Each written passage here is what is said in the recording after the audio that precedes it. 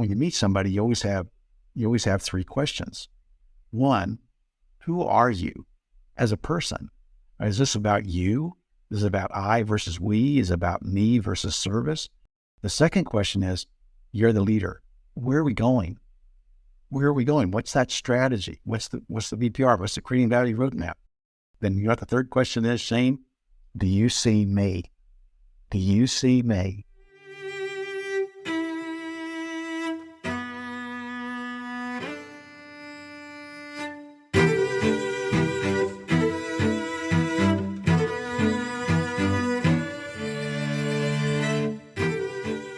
Welcome to the Knowledge Project. I'm your host, Shane Parrish. This podcast is about mastering the best of what other people have already figured out. If you're listening to this, you're missing out. If you'd like special member-only episodes, access before anyone else, hand-edited transcripts, and other member-only content, you can join at fs.blog/membership. Check out the show notes for a link. Today, I'm speaking with Alan Mulally. Alan has an aeronautical engineering degree from the University of Kansas. His accomplishments at both Boeing and Ford are legendary. He took over Ford in 2006 when Ford was in a downward spiral. The stock was $1 and the company was on pace to lose $17 billion, which is the worst year in its 103-year history. I wanted to speak to Alan because I wanted to know how he turned the company around. We discuss where his formation of leadership comes from, his working together principles, the working together management system, creating a culture of love by design, the role of the leader, what happens when people choose not to be a part of the working together system, and how those conversations go, and how he uses the system in his family, and so much more. This is one of my favorite conversations ever. It's time to listen and learn.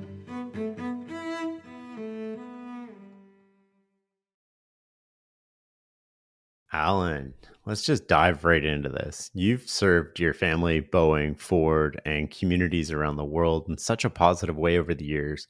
How did you end up with this formation of leadership? And can you share your service journey with us? Absolutely. Well, first of all, it's a pleasure to be with you. And I think that really is a good way to start. I grew up in the Midwest in Lawrence, Kansas, also where the University of Kansas is. We had pretty modest means. But we had a lot of love in our family starting with our parents' love of us. Over the years, I can remember very clearly the lessons that they shared with me and who they were as a person in addition to what they did. And so every morning, one of my parents would say these lessons to me just to make sure that I was remembering them and understanding them. So one day my mom would say, "Now remember, honey, the purpose of life is to love and be loved." I'd say, "Oh, Mom, that's great. I remember. I think that's good." And she said, "But remember, in that order." Okay, thank you. Then the next day, my mom or my dad would say again, when I was getting ready to go to school, "Well, now to serve is to live, honey." "Thank you, Dad. That's great." Then the next day, one would say, "Seek to understand before you seek to be understood." I'd go, "That's good too. I remember that." And one that really stuck with me over the years is, it's nice to be important, but it's more important to be nice. Thanks, Dad. And then the one that probably impacted me the most, Shane, was when they said, by working together with others, you can make the most positive contribution to the most people. And then, of course, they would discuss lifelong learning and continuous improvement and respect everyone. We're all creatures of God and we're worthy to be loved. And then the one that really was meaningful to me as I got married and started our family stuff is to develop one integrated life to deliver your life's work. So those are the things that my formation was based on. And of course, I was a normal child growing up. And so I wanted to fit in. I really, having modest means, I really wanted a pair of Levi's and some Norwegian shoes. So I decided that, and I can remember deciding this, that if I were going to be able to get those jeans or maybe get a car and go to the University of Kansas someday, that to serve is to live was going to be my strategy. So I started my service work with TV guide routes, newspaper routes, a lawn mowing business, I was a bagger, a checker, and then a night manager at the Dillon's grocery store.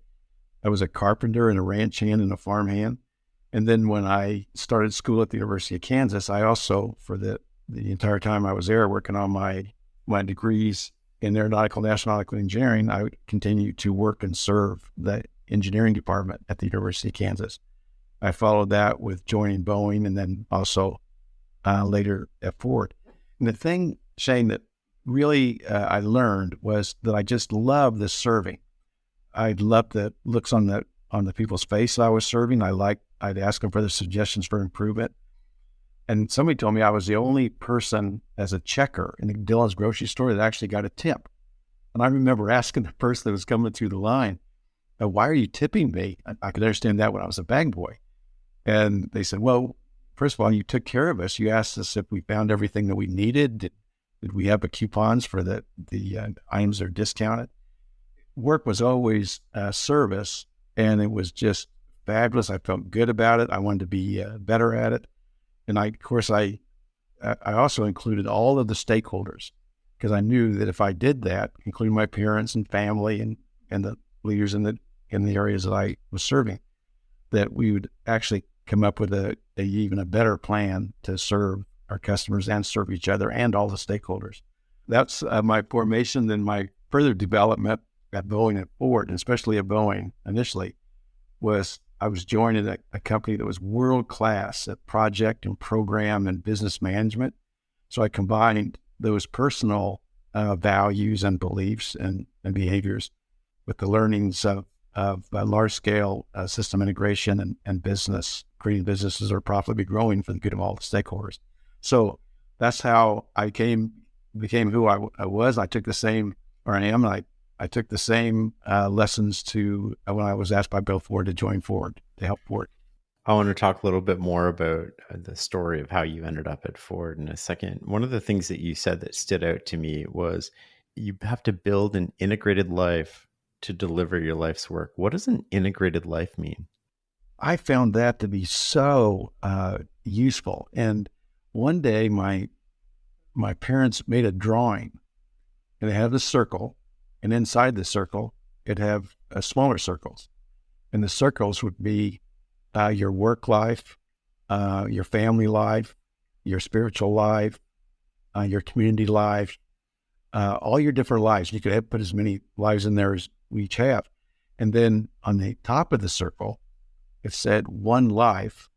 And then underneath the bottom of the circle, it said life's work. And remember, work to me and my parents was the same as service. So my life's work is service, and I'm going to integrate all of those components. And people ask me a lot of times, well, how do you do that? And I said, well, first of all, you decide what's really important to you in each one of those circles. And then also look at your calendar in the morning, look at your calendar at night. When people are managing their work-life balance, they might think that, oh, well, I have something planned with the family next year. So I got that one covered.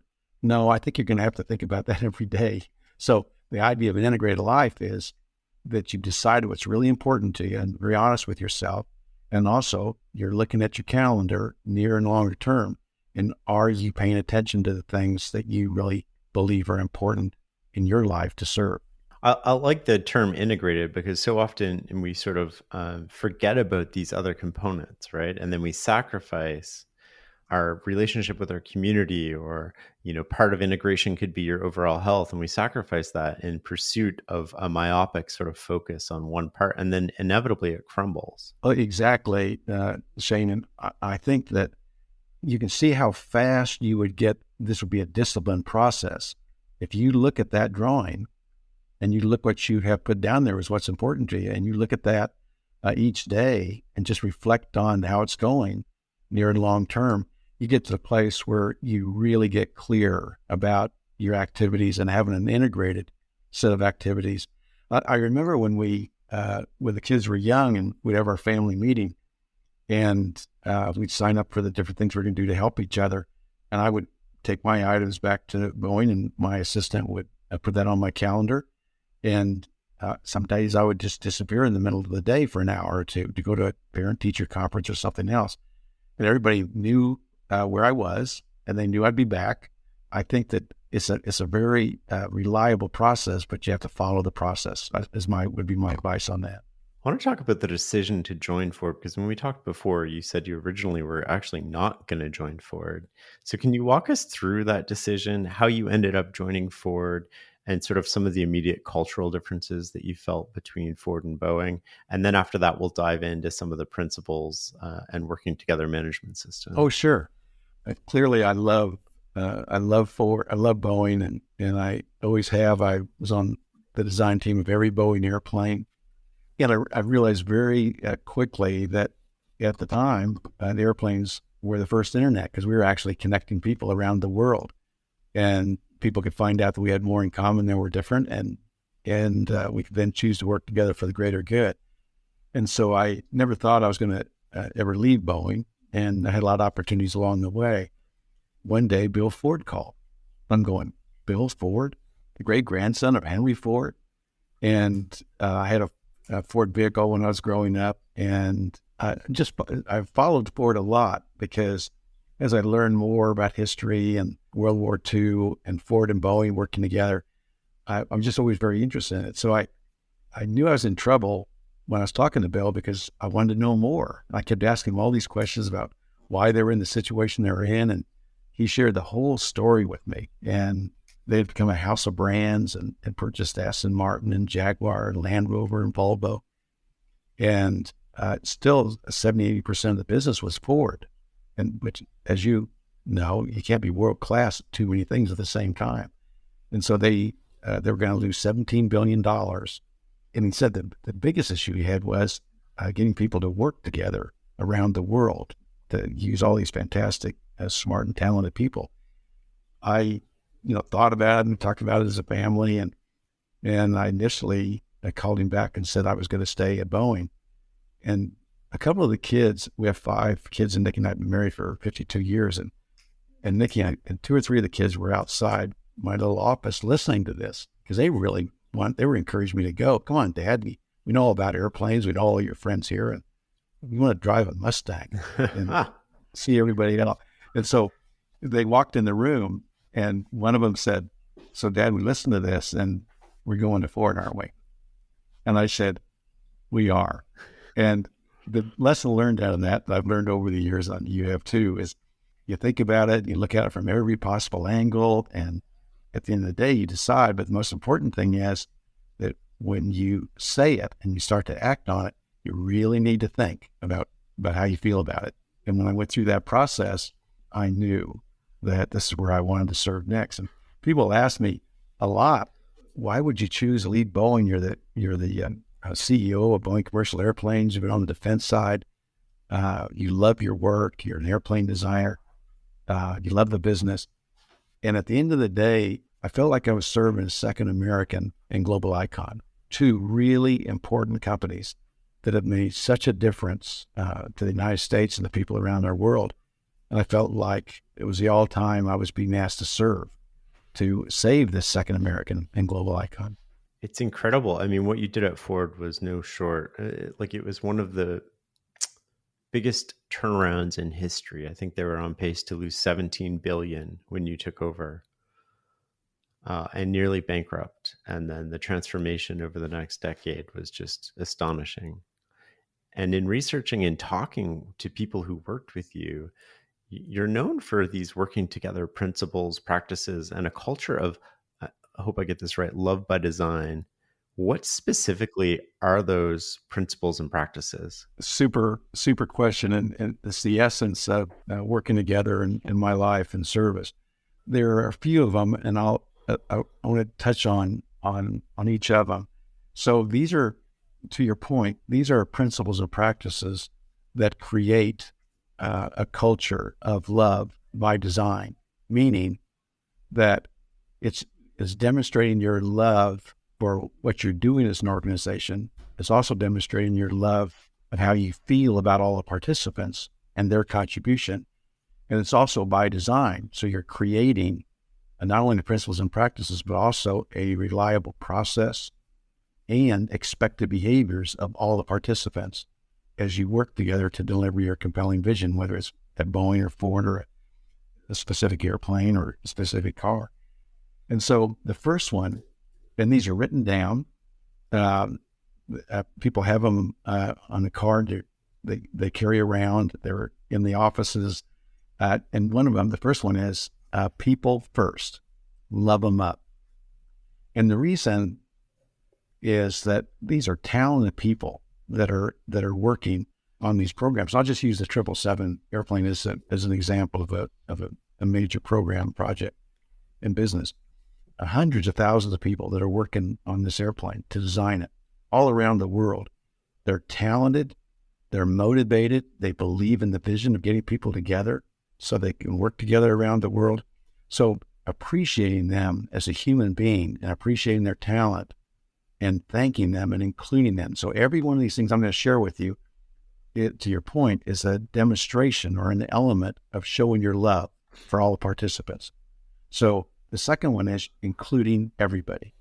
So when you're designing an airplane, we include not only the airlines, but we include, of course, all the employees, all the suppliers, all the certification agencies around the world, all the cities in which the airplane is going to be used, and all of the investors and all the bankers, all the people that are participating, they're actually represented on the leadership team. So their voice and their thoughts and their suggestions are included in the development of the strategy and the plan and the accomplishment of the objectives. So include everybody. The next one is coming together around a compelling vision, a comprehensive strategy, and a relentless implementation plan. So the power of that vision, as we all know, is really, really important. Is it meaningful? Is it have purpose? Is it going to serve not only the stakeholders, but the greater good? And you can imagine how neat that was at Boeing and at Ford, because our whole life is dedicated to safe and efficient transportation. And having a comprehensive strategy for the product, for the process for delivering it, for all of the people, including the working together strategy, then a relentless implementation plan. And that's the business plan review, which we'll talk about, which gets a lot of attention over the years, where every week we meet with all of the stakeholders and we go through in an hour and a half, 2 hours, we go through every element of the strategy for accomplishing our objectives. Also, the status of that, we actually color code, all of the team members color code their strategy plan on how it's going. Red or green, it's on plan. Yellow, they have an issue, but they have a solution. And red, they have a new issue, but they're still working on the solution for it. And next one is having clear performance goals and one plan. Most companies have many plans, and most people are trying to figure out what the plan is, as we all know. Facts and data, really important. We care what you think, but we also want to know what are the facts and data that you're looking at to draw your conclusions. Because as we go forward, especially on working on a yellow or a red, we all want to know those facts and data so that we together can turn the reds to yellows to greens. Then we move to some more demonstrations of love. So expect the unexpected and expect to deal with it. And so we're going to share the reality of our situation every week so that everybody knows what the opportunities are, but also what are the issues that we need to deal with. And that everybody knows the plan, the product, the process, the people that working together plan. They know what the status of it is. And also, Shane, they know the areas that need special attention. So think about what that respect for people means. When you share these things, I mean, many leaders, if they have a red item, first of all, that embarrasses them. They think they're not doing their job, as opposed to that red item is a gem. I clap when you have a red, because you're not red. It's your item's red. Thanks for sharing that. Now we all can work together to help you and us turn the reds to yellows and greens. And then the attitudes, the beliefs and the values are really important. And what we really look at are the behaviors, because that's what we can see. And so we have these expected behaviors that we have zero tolerance for violating them. So proposing a plan, being positive, having a find a way attitude, respecting each other, listen to each other, help each other, appreciate each other. You can see very sophisticated words, Shane, very sophisticated. But we can see this and we can help each other and our personal development plans always be moving forward and growing in all of these behaviors, the way we treat each other. Then emotional resilience. This is a creative process. It's innovation. We're going to have issues along the way. And so we're going to trust this process of working together, and we're going to trust the process of turning the reds to yellows and greens. And the last one that everybody absolutely loves is have fun and enjoy the journey and each other.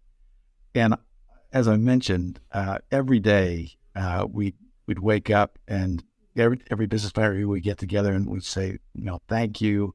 How can I help? And then enjoy each other, and also enjoy the journey of creating these phenomenal products and services. Now, there's one corollary to that, Shane, that's really important, and that is zero tolerance for violating this process of working, the business plan review, the creating value roadmap, including everybody, all stakeholders on the leadership team. Zero tolerance for violating that operating process, and zero tolerance for violating these expected behaviors, because we all can see it each other. We're together every week, and you can imagine how seriously everybody takes the process and the behaviors. And as we continue our discussion, I'm sure you're going to want to know, well, what do you do, Alan, when people are not committed to following the process and the expected behaviors of working together? But we can talk about that as you wish. You said trust the process, and that sounds great, but you're coming into Ford and you're implementing a completely different process than the culture has had before. Sure. How much resistance did you get? How do you get the buy-in for people to actually trust the process? You're an outsider coming in, right? How do you corral the people to trust the process and then follow the process? This is a really good question, and everything you said, there's truth in that. Absolutely. And so what do you think the one piece of paper that I brought with me from Boeing to Ford was? This piece of paper that I just described to you. And when in the first meeting, when Bill introduced me to the team, I shared with them this one piece of paper, and the looks on their faces were phenomenal. They'd never seen words like this. People first love them up.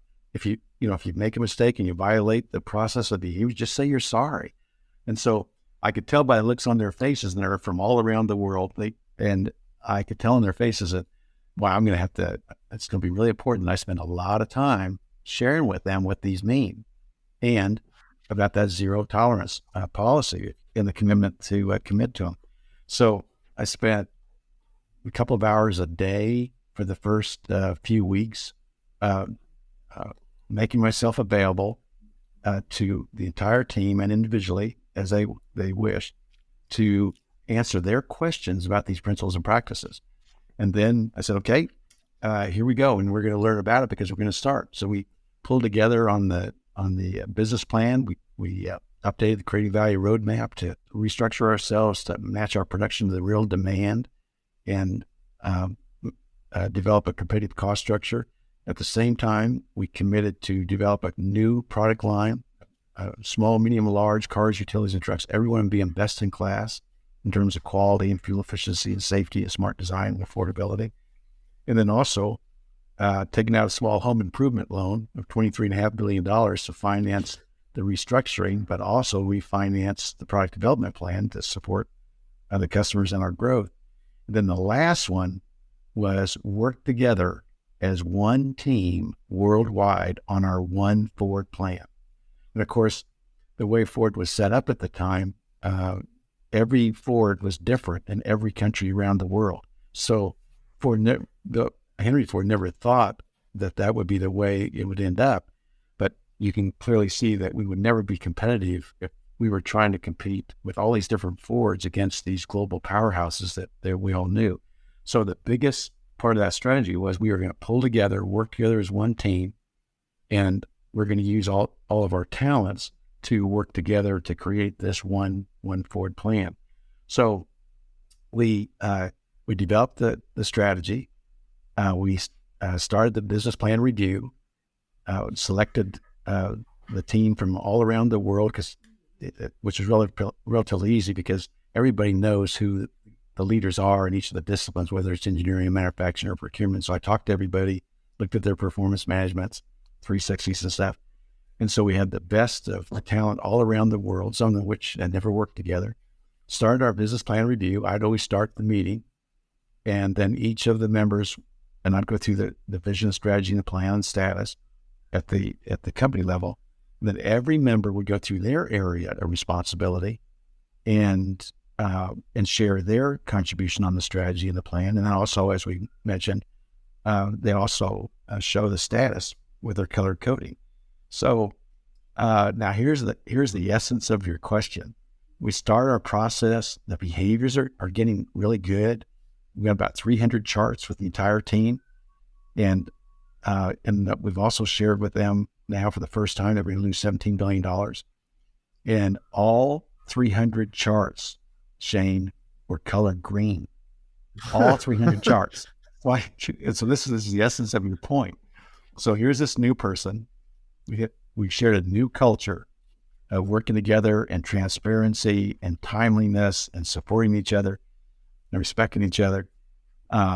And all 300 charts are green. So I stopped the meeting a few weeks in a row and said, is there anything in any of your areas of responsibility that's not going well? We are losing $17 billion. Of course, the eye contact goes down to the floor because they don't know me, and they know that the culture that they were in is, if you, like a lot of companies, if you brought an issue to your supervisor or your boss, the CEO, and you didn't have a solution, then you seem to disappear, because a lot of cultures are, you only bring an issue if you have an answer. That doesn't allow working together the way we're talking about, where you can move quickly on the issues. So they didn't know what would happen if they showed a red. So finally, the leader of North America, they had an issue with the launch of the Ford Edge in Oakville, Canada, with the actuator on liftgate. And so he's having his meeting, his BPR before ours, the night before, and up comes the launch chart, Shane, and it has 3 columns for technical readiness, schedule compliance, and financial impact, and all of them were colored green, and they just stopped production. One of the biggest things you could ever do to cause a lot of issues. And so he says to the team, he said, I think this is one of those red things Alan's talking about. And one of the members, one of the vice presidents, said to him, well, good luck, because you know what happens when you have a problem, you don't have a solution at Ford. And he finally said, well, I think we need to trust the process, and we need to trust Alan. And then the other vice president said, Shane, well, it was nice knowing you. Take care. We'll color it red for you. So red, red, red. So the next day, we started the business plan review, green, green, green, green, and up comes this red chart on something really important, a launch of a new vehicle. And so he explains it very succinctly that here's an issue that came up. We're working on it. We don't have a solution yet. And at that point,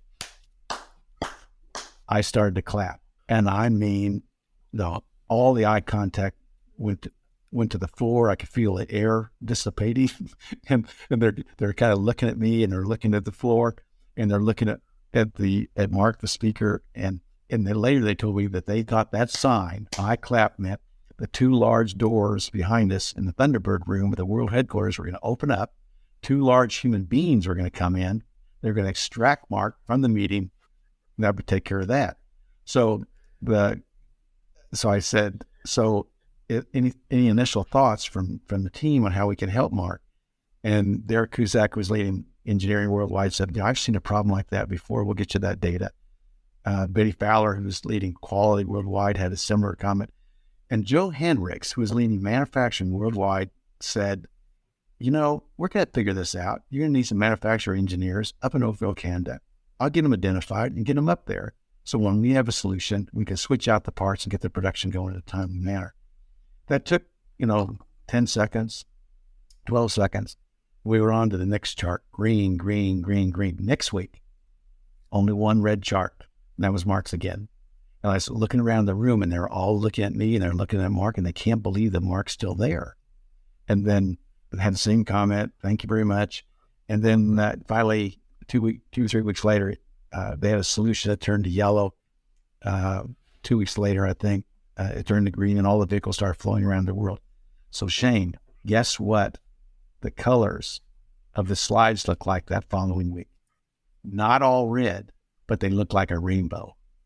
And everybody then decided, to answer your question, that not only were we going to trust the process, but wow, this trusting the process would allow us to remove all the stress out of our individual lives, be able to share what the real situation is, and also be able to count on this working together process, to trust it, that if we know what's going on and we know that our behaviors and our process allow us to deal with it, that we can turn reds to yellows to greens.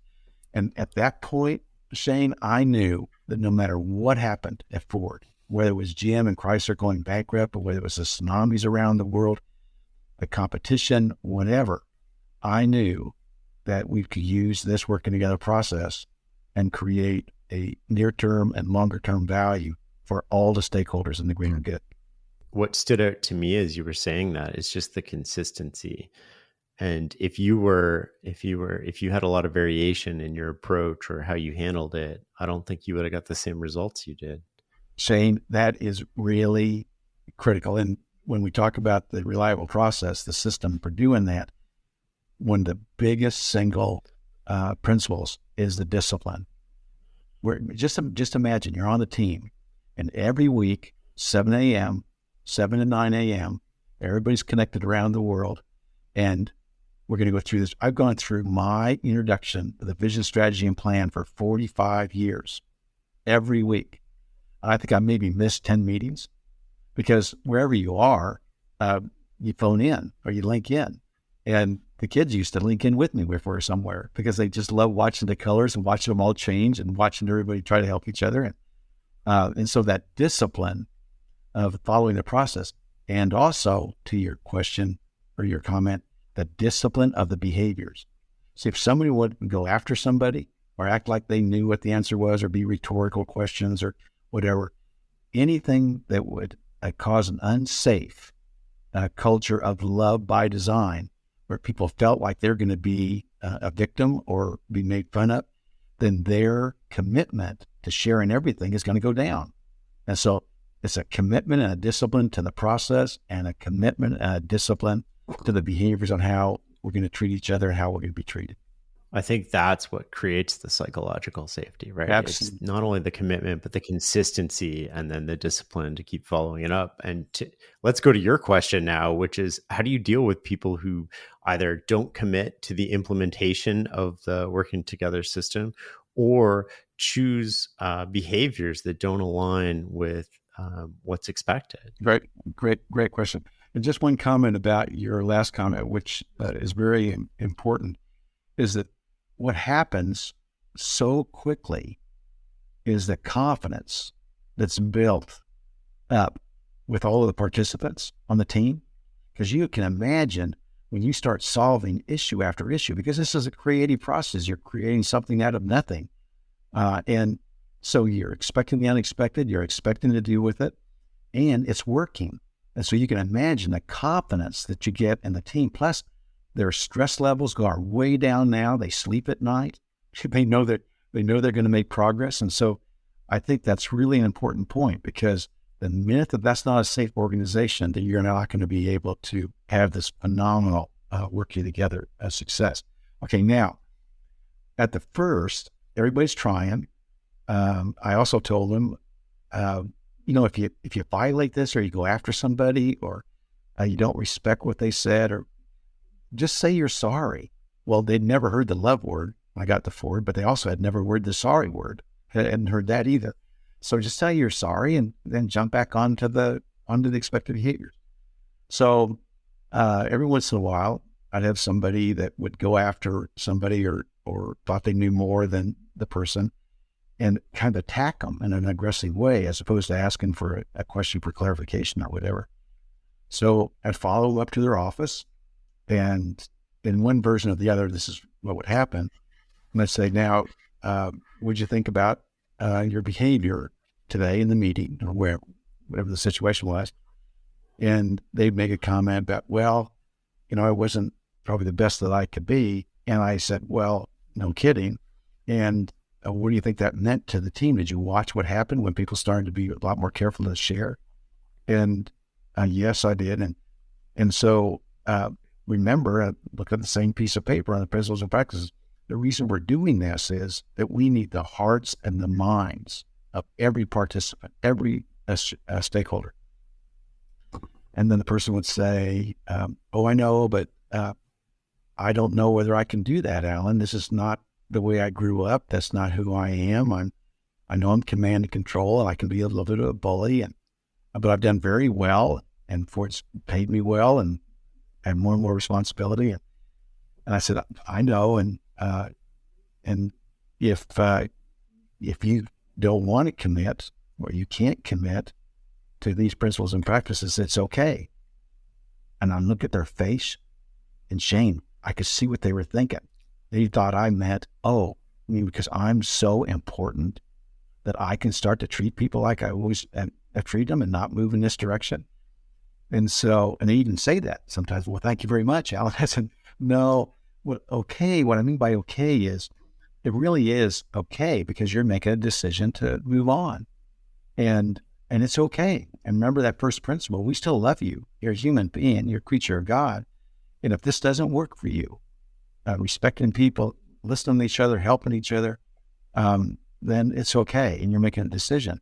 And if you want to commit to it, we can get you help and get you a coach. You're a dynamite person, very knowledgeable. But if not, we wish you the very best. And also, we all need to know what you're going to do. And so I'd like you to go home tonight, think about it, talk about it with the people that you love and trust, and let me know tomorrow whether you're going to commit to moving in this direction. I know it's going to be different. You had a long career, and we'll have you tell all the rest of the team. We'll agree on the 2 or 3 things that if you improve those, will move you a very positive direction into working together, and then we'll be supportive and we'll help you. So they'd come back the next day, and one person would say, I've thought about it and I don't think I can do it. And we say, we wish you the very best. Had another person that always liked to do rhetorical questions, which is not very healthy for working together. Like you ask a question, you know the answer so that you can show everybody how smart you are, not working together. And so I had the same conversation with her. She went home, came back and said, Alan, I'd like to move in this direction. And because this is really who I am, I feel like I've been violating my true self for a lot of years. And she became one of the most fantastic leaders I've ever worked with. Because once you say that, and you say that to the team now, and you say it to me, because remember, they're not working for me now. They're working for that vision of the company and the service that we're providing. And they're working for all of their colleagues. And so she just became one of the most fantastic working together leaders that I've ever worked with. So, and again, it's their decision, because it is their decision. 80% of the time that it happened, they moved in the direction of staying and making a commitment and making great progress on working together. Because it goes back to they're just basic, fundamental human values that are powerful. 2 rabbit holes there. The people who stayed after, I love how you phrase it. You're choosing this behavior. And if you're choosing that behavior, you're choosing to opt out. The people that stayed, how quickly did that behavior change? Like, was I can't imagine in my head it's this overnight thing. Oh yeah, because remember, you're on the team, and every Thursday you're sitting around a round table, and you're also looking at monitors inside the table of all the people that are around the world. And every member of the team's there. You've just gone through all your reds and yellows and greens the week before. You wouldn't possibly be able to have a red and say to the team, can you imagine saying, I was really busy this week, y'all. Didn't have time to work on that. To hell with all of you. I don't think so. Can you imagine what that conversation would be like out on the playground? Because they're not working for me now. They're working for what we're trying to accomplish. And so what we'd see is when a person made a decision to move in this positive direction, they'd be a little more hesitant for offering their thoughts or questions, which is understandable because they're thinking this through. How do I how do I do this? But I do it in a respectful way. And then pretty soon, after 2 or 3 weeks, they're watching now the behaviors of other people that are doing this. They're getting comfortable with it, and then they just start moving in that direction. And every once in a while, because of the sorry thing, they'll say, can you imagine what happens when a person would say, that's not the way I really meant to say this. I know that was a little abusive, but I'm really sorry.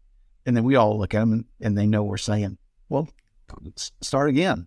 And so you get this unbelievable support that you can really move in this direction pretty decisively.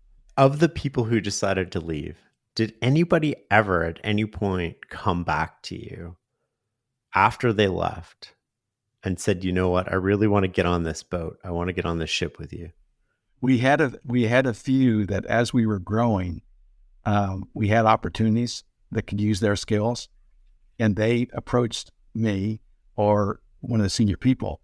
And people tell me that those are some of the most phenomenal conversations they've ever had, because if somebody comes and does that, then we know it's going to be okay. And 99% of the time it was, because when somebody gets to that place, they have really thought about it and reflected on who they are as a person and what they do. And, what really happens in this, Shane, you're really getting at it, is who you are as a person is going to have more to do with your success and whatever you're choosing to do than anything else. Marilyn Gist, who asked me to work with her on her phenomenal book, The Extraordinary Power of Leader Humility. And she actually wanted to have a couple of chapters in there about working together and how humility really supports that. And in her book, she really did a phenomenal job of laying out a simple model for humility.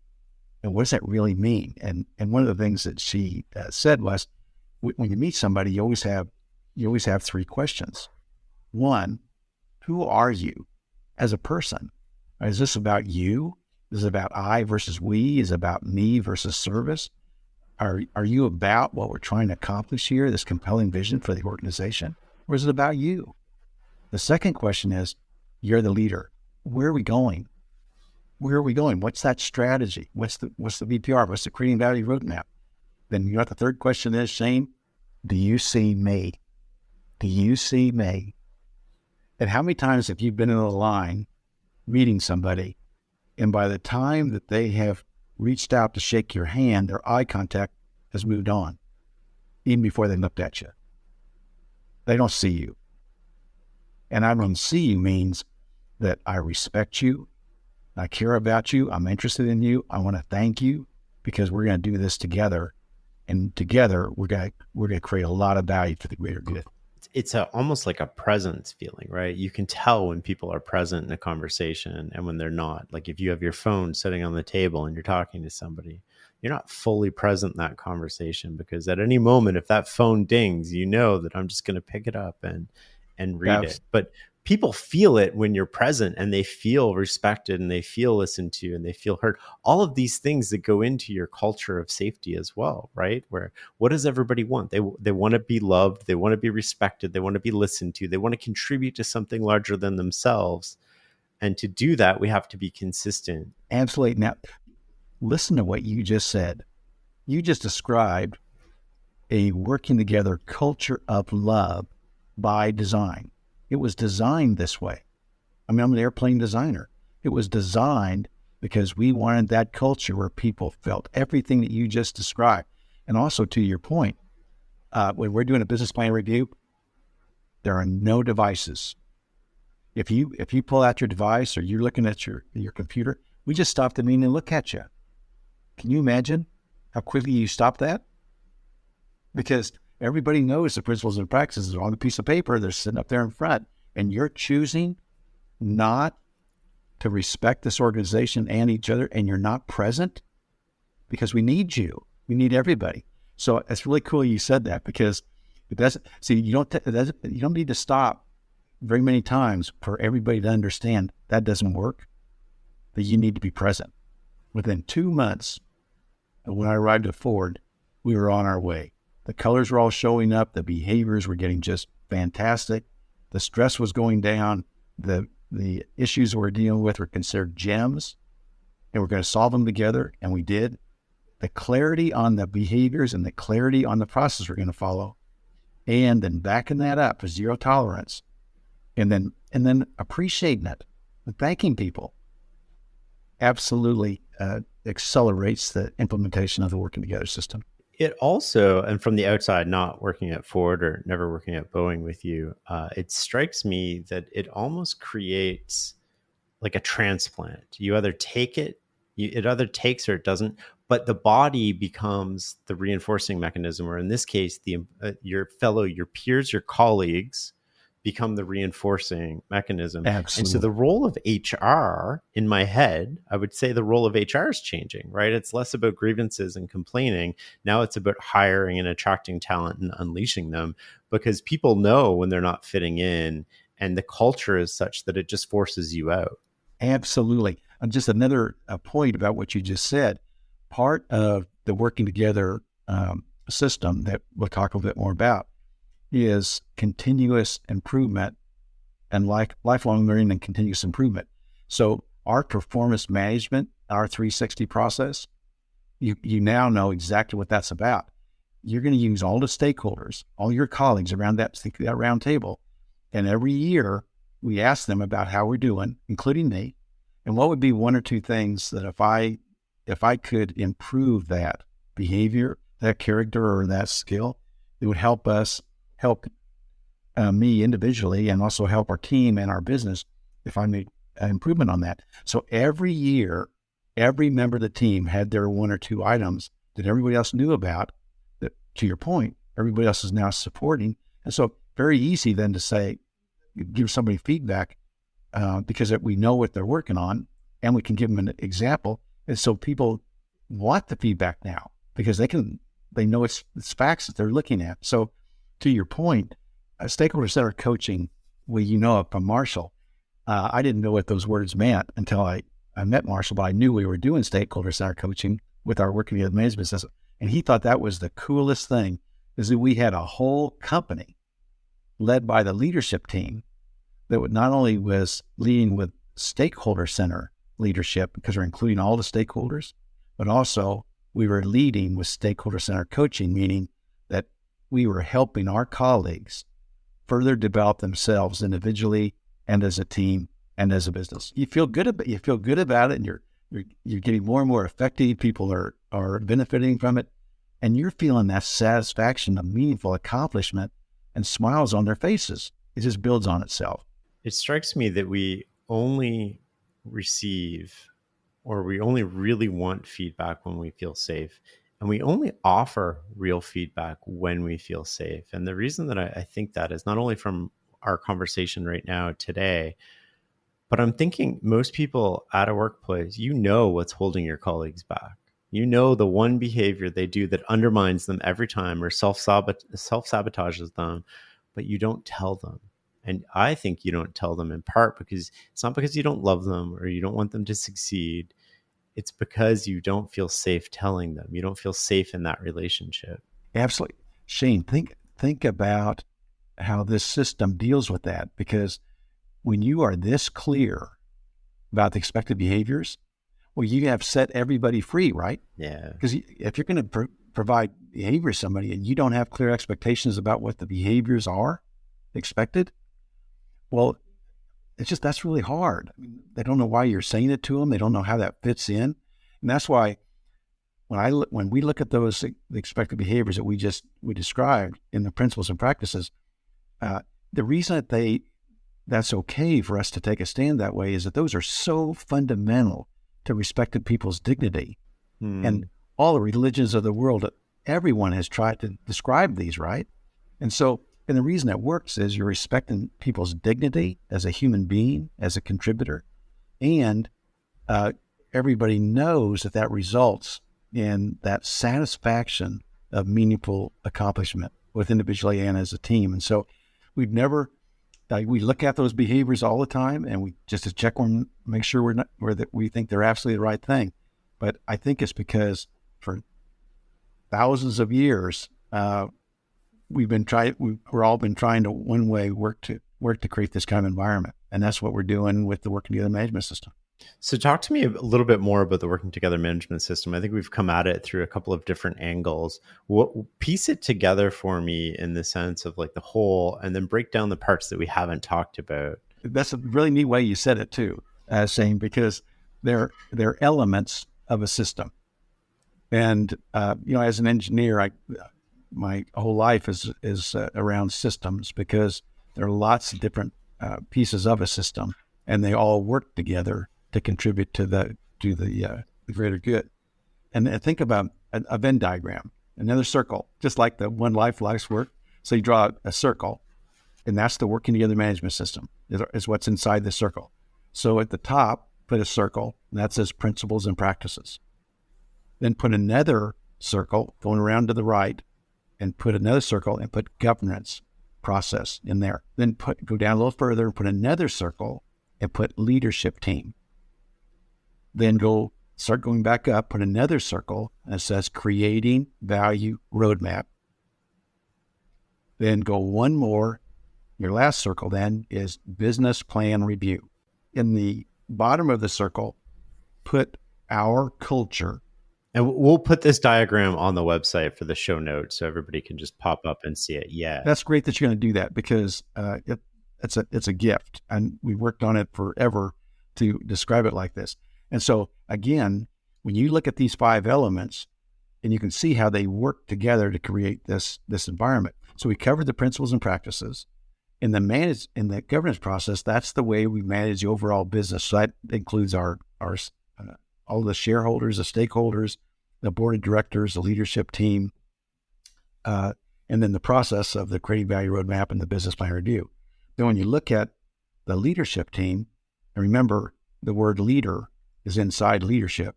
So it starts with the leader, because you can imagine if you don't have a leader that is absolutely committed to this character and skills, that it's going to be very hard to have this operating system and these expected behaviors.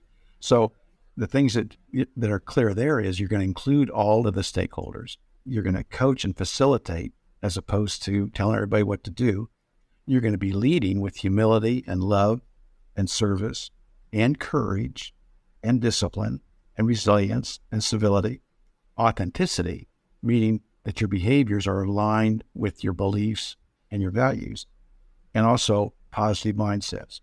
And you're going to be responsible for the Working Together Management System with zero tolerance for violating it. So that's our job, are these things. And then your performance management and your continuous improvement in your lifelong learning. Then when you move over to the creating value roadmap, that's for example, the strategy of Boeing was to make a complete family of vehicles that can go point to point and nonstop all around the world safely and efficiently to get people together. Or Ford, Henry Ford was opening the highways to all mankind. 2 compelling visions. And now what's the strategy for accomplishing that? So that deals with the product, the process of doing it, the people, and the working together strategy. Then going up to the business plan review, okay, well, we have the strategy now, we have the plan. Now every week we're going to go over the vision, the strategy, and the plan, the reds, the yellows, and greens, and the areas need special attention. Then you're right back up to operating with those principles and practices. I love it. It's self-reinforcing, and there's natural feedback loops in it. What's the leader's role in that system? The most important thing is to hold the team themselves and the team responsible and accountable for following this process. All 5 of those elements, we just got to follow the process. And so holding ourselves accountable for that. And the other is leading by example. I mean, I started out as an engineer working on commercial airplanes. And as you are asked to take more and more service, as you move in that direction, what I found, just because of who I am and what I learned at Boeing on large scale projects and systems integration is that you're going to move to the place where you're facilitating and you're coaching, because somebody has to keep getting us aligned. Like if we have a new issue on the strategy, well, we need our special attention meeting to deal with that. And so as you get to the place where you're on this leadership team at this level, you have responsibility for a large portion of the organization, like engineering, manufacturing, procurement, but you're really leading with aligning with the rest of the team, and you're facilitating and you're coaching with your team. I always have like maybe 12 or 13 people reporting to me, which a lot of people always wondered how I did that.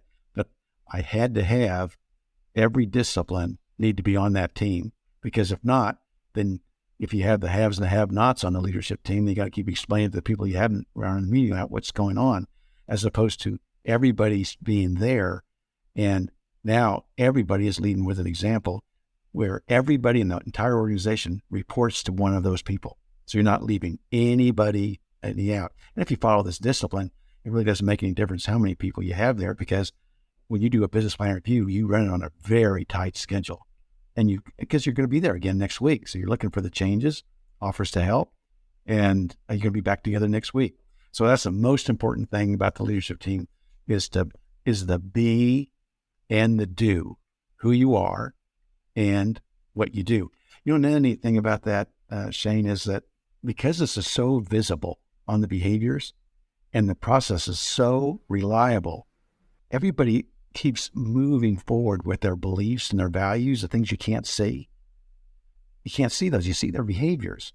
And everybody tells me this, that no matter how they arrived, however they grew up, what their training was, the things that went well, the things that were horrible in their life, that once they join this environment and you have these expected behaviors, and they're the right expected behaviors, and you start acting this way, then you start being this way. So gradually your mindsets and your beliefs and your values, they all start to move this direction. And that's why that authenticity word is so big, because if you look up the definition of authenticity, 3 circles again, it's the alignment of who you are and what you do between your beliefs, your values, and your behaviors. Now we can see the behaviors, but when we see those behaviors and you're doing that over and over again and you're living that way, well, what happened to those values and beliefs? They move in a really positive direction. And that's what people tell me, saying that, like, they're off a program where they've moved on to something else. And when I see them, they say that wherever they have gone, if they can't see the fundamentals of the working together system, the process and the behaviors, then they make a judgment call really quickly. And if they don't see a way it's going to happen, they move on. Because it's like you said earlier, once you felt this way and once you are appreciated this way, you're never going to go back. It's like you're never going to tolerate Grendel's mother or Grendel's extended family down there in the swamp. Once you've seen the light, once you felt the heat, the warmth of operating this way, you're never going to go back. Make sense? Yeah, totally. And to your point about the actions becoming who we are, I mean, we are what we repeatedly do. Exactly.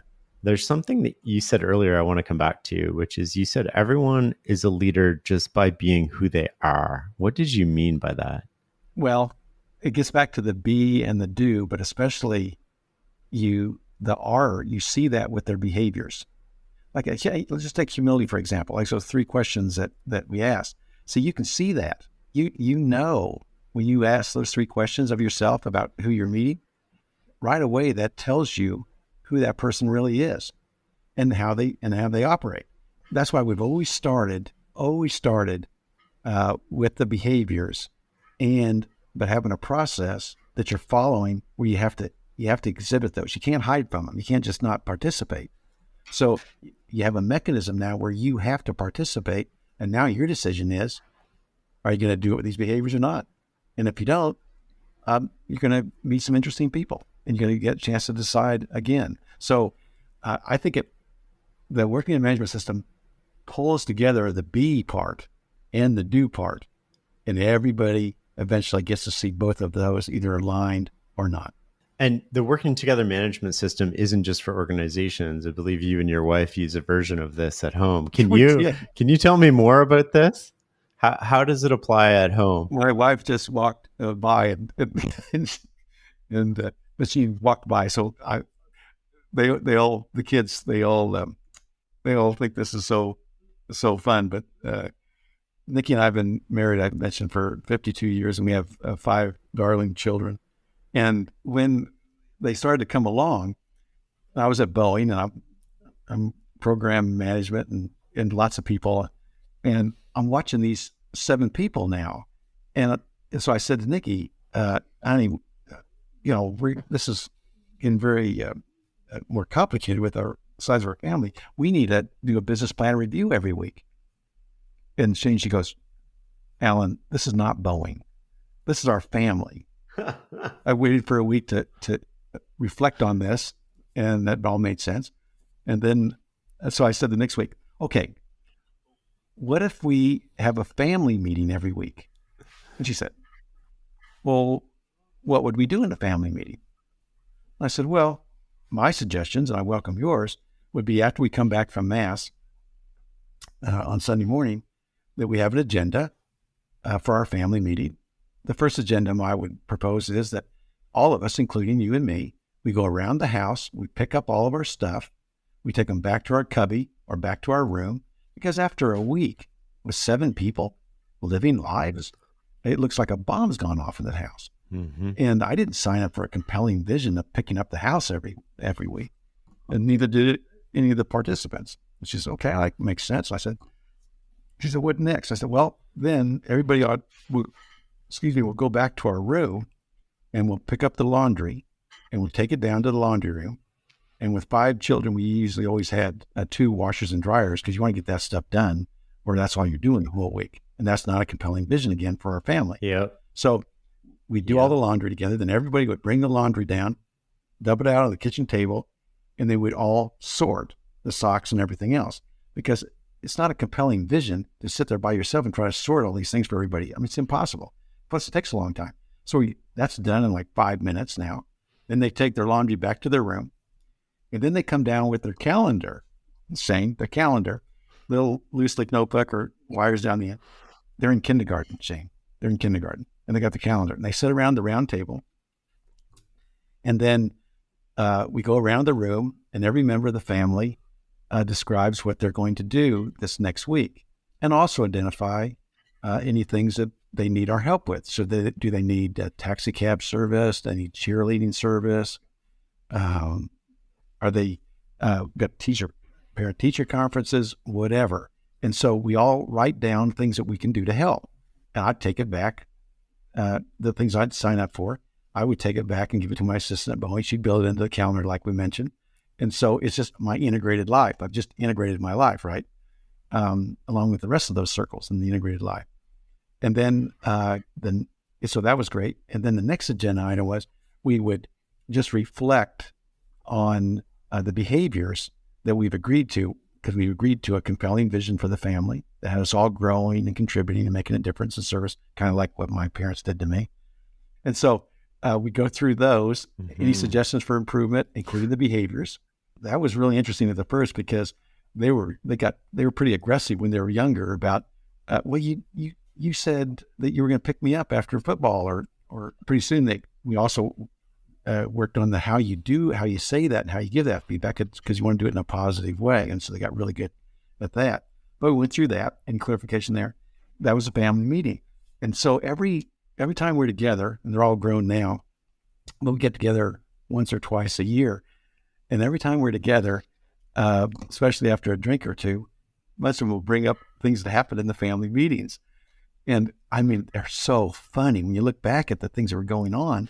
Oh, one of the family meeting principles was that if you're going to do something that could embarrass the family or make us really proud, either way, you have to tell us ahead of time.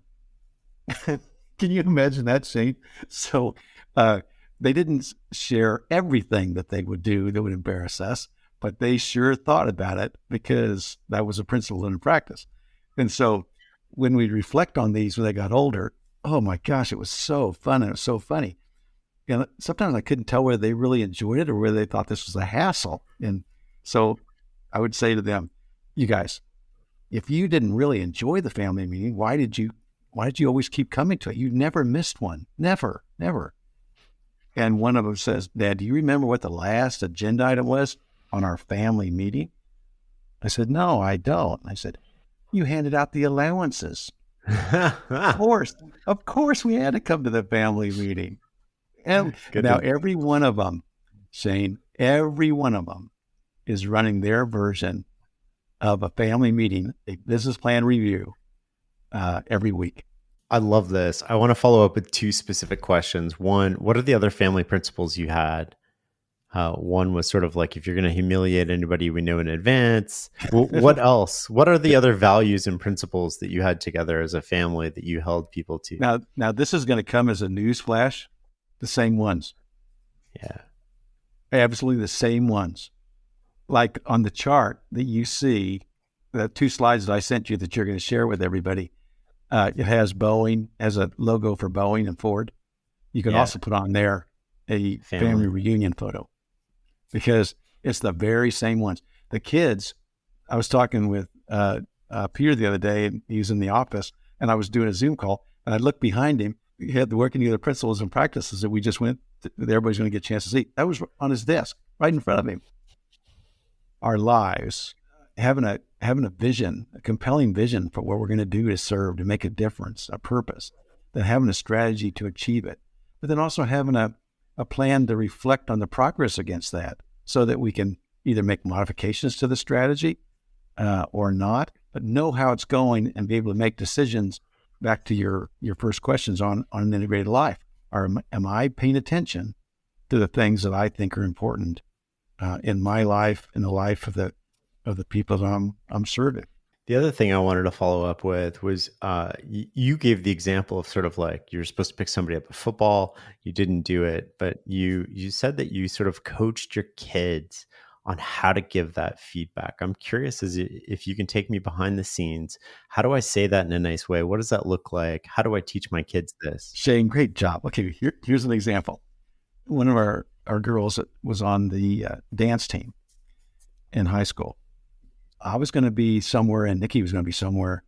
And so the week ahead of one of their most important performances at school before one of the events, one of the older kids that was driving then agreed to get her from the school to this event, and he forgot about it. Unbelievable. So we start the family meeting, we go around, and our daughter says, well, I'd just like to bring up one thing that I think we all can learn from. Do you remember, brother, that you're going to pick me up and you're going to take me to my event? And you know that event and what I do is really, really important to me. And I could just see her brother getting white. And I just want you to know that I know you care about me. I know you love me. You are very reliable. I just want you to know, I think that might be an opportunity to learn. And the apology that he made and his commitment that he was sorry and the apology he made and then his commitment to learn from this and be even better. It wasn't just between those two. I mean, all 7 of us were listening to this. And so it affected everybody. So when they were first starting out, they'd be a little bit more aggressive because they just didn't know how to do it. But one of the principles and practices is you treat people with respect. You listen to them. You give they're human beings. So you don't yell at people. You don't go after them and stuff. And if you just share how you feel, no one can argue with that. So she was sharing exactly what was important to her, what the commitment she thought she had, and how she felt about that, and being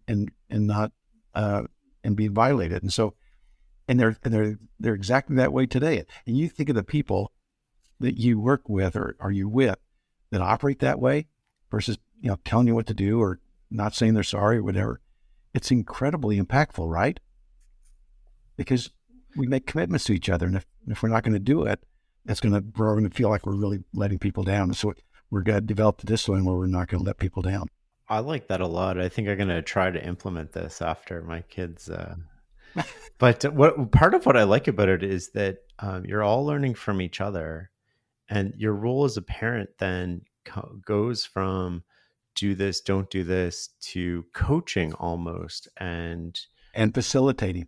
Exactly. See, look at this all coming together. Shane, look at that. That's what's on the working together system. You're coaching and facilitating. It doesn't mean that You're not leading. Somebody said to me one time, I love coaching CEOs and their teams on, because they all want to know about this working together. And one of them said to me one time, Alan, are you telling me that the board of directors and the shareholders are going to pay me these big bucks as a CEO to facilitate and coach? And my answer was, they're going to pay you twice that if you're a good facilitator and a coach. You're the leader now. You're the leader now. You have all of this talent, all of which knows more than you do about their given subject. This is Peter Drucker's knowledge workers. And so we need the hearts and minds of all the knowledge workers in a safe and a healthy environment.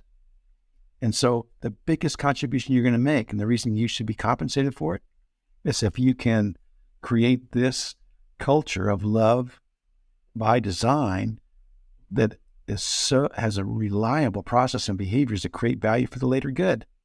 That's your unique contribution, with zero tolerance for violating either. I love that. I want to end with a specific question that we ask a lot of guests, or I ask a lot of guests, I guess, but what is success for you? How would you define that? How do you want to be remembered? That integrated life of service. You've had a lot of great leaders and people on your show, which is, I just like to comment, this is fantastic. I've listened to many of them, especially one of the latest ones with Marshall Goldsmith, who's a dear friend. At the end, and Marshall loves to say this analogy, you get towards the end of your life and you're looking back on what you've done and not done. And Marshall, in his latest book, tried to share with everybody that you don't want to get to that place and have a bunch of regrets. I mean, you can deal with that now by the decisions you make. It needs to be about something bigger than yourself. And it's going to be the best that you can do as opposed to it's always going to be phenomenally successful, because you'll keep just getting better and better and better. When I look at that integrated life drawing, I look at it every day. I mean, just sit there, it's in front of me. It's not like I'm sitting there studying. I kind of know what that means. But when I look at that, I just touch on all of those different pieces of my life. And am I doing the things that I really believe in, that I can really make a difference and serve? And so, and then think about the work one, looking at the work one. I mean, I've been on the design team for every Boeing airplane, 707, 27, 37, 47, 57, 67. I was asked to serve as the chief engineer for the 777 airplane and then the 787. And 70% of the seats are flying around the world are on these fabulous Boeing airplanes, safe and efficient transportation. And the same thing at Ford. I mean, I look at those plus the things in the community and stuff, and you go around your diagram like that. I want to keep doing it. I want to keep doing the same thing. I want to keep helping out and filling in all the aspects of all those circles of an integrated life.